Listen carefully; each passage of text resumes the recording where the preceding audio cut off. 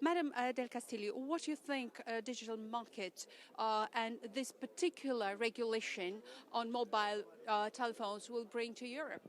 Well, I think clearly this is a step forward for the digital single market to become a reality. Indeed, once the end of roaming is in place, we can also say that this is like a tax on free movement to people. It is not anymore. So that is important in that sense, and I think this is a step forward in which another barrier, another digital frontier, digital barrier will disappear.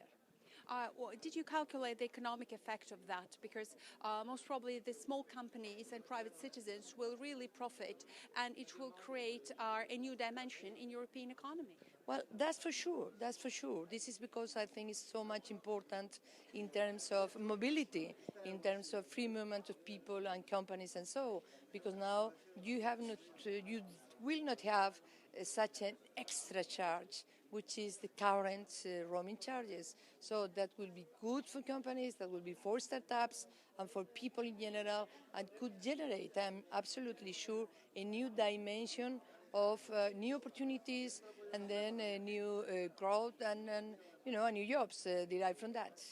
What's the next step after the roaming abolition? What do you see the next step for European digital market? Well, next step for European digital market, it is a number of things. The Commission has delivered an action plan with a number of measures, many of them of legislative character. That will be legislation, or they're not. And then we have to take into account, well, a commissioner mentioned spectrum. It's so much important, for the future evolution of the whole economic sector and the digital sector together with this. And copyright, which is also important, but also some provisions in e-commerce, some other related to data protection, consumer protection, and so on and so forth. So I think there's still a number of things. What is important is the awareness. We have European institutions that this is the real key driver for the economy, not only in the future, but at present times. What was the most difficult moment for telecom companies to accept these new conditions? Well, it was tough, I must say, a tough negotiation.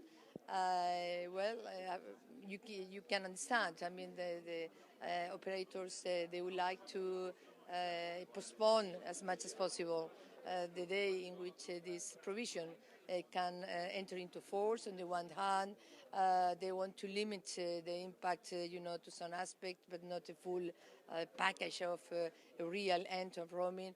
And so, and then we tried to, and then Parliament was really determined to get such an achievement. We had been fighting for a long time, and here it is.